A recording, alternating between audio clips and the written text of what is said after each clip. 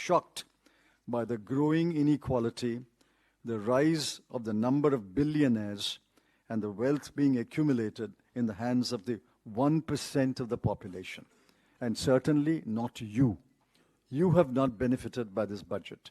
नमस्कार, आज के इस वीडियो में आप सभी का बहुत बहुत स्वागत है। इस साल का आर्थिक बजट गरीबों, मध्यवर्गीय और किसानों, भारत के 75% से ऊपर जनसंख्या के लिए लेडीज पर्स हो गया और ग्लूकोज पीता दिख रहा है। घरेलू गैसों पर सब्सिडी, किसानों के उर्वरक और कृषि सामानों, मध्यवर्गीय रोजगारों के ऋण पर कांग्रेस के समय जैसे आर्थिक छूट की घोषणा नहीं हुई।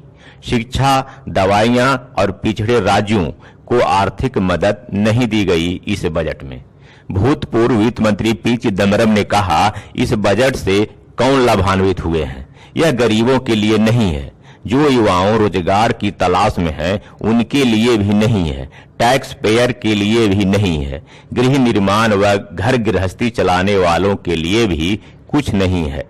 ये बजट भारत के 1% अमीर लोगों के लिए फायदेमंद है और अहमदाबाद को बड़ी सिटी बनाने को ध्यान में रखते हुए इस बजट को तैयार किया गया है।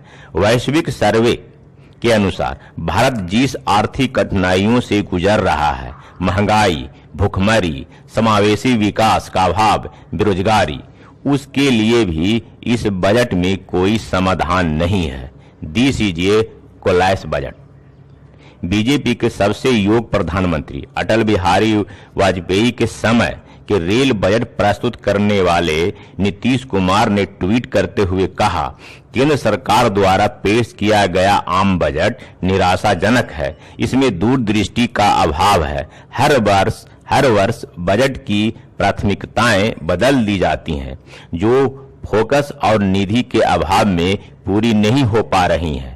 नीतीश कुमार अपने ट्वीट में आगे लिखे हैं, बिहार को इस बजट से निराशा हाथ लगी है और एक बार फिर विशेष राज्य का दर्जा देने की मांग की अनदेखी की गई है। समावेशी विकास का सपना बिहार जैसे राज्यों को आगे बढ़ाए बिना संभव नहीं है। मतलब इस बजट में समावेशी विकास के लिए कुछ योजना नहीं है। राजस्थान के मुख्यमंत्री अशोक गहलोत ने ट्वीट के माध्यम से कहा, केंद्रीय बजट की यदि राजस्थान के संदर्भ में बात की जाए तो यह बजट प्रदेश के लिए घोर निराशाजनक रहा। राजस्थान राज्य के विकास से संबंधित महत्वपूर्ण परियोजना ERCP को राष्ट्रीय दर्जा देने की हमारी वाजिब मांग को केंद्र सरकार द्वारा स्वीकार नहीं किए जाने से प्रदेशवासियों को निराशा हुई है। वहीं छत्तीसगढ़, जिसका बेरोजगारी दर भारत में सबसे कम है, के मुख्यमंत्री भूपेश बघेल ने कहा, छत्तीसगढ़ के लिए इस निराशाजनक बजट में कुछ भी नहीं है। यह वीडियो देखने के लिए आप सभी को बहुत बहुत धन्यवाद और जय Hind. What kind of burdens will that place on the people who are suffering owing to inflation and unemployment? There were no answers provided either in the economic survey or in the budget speech. This is a callous budget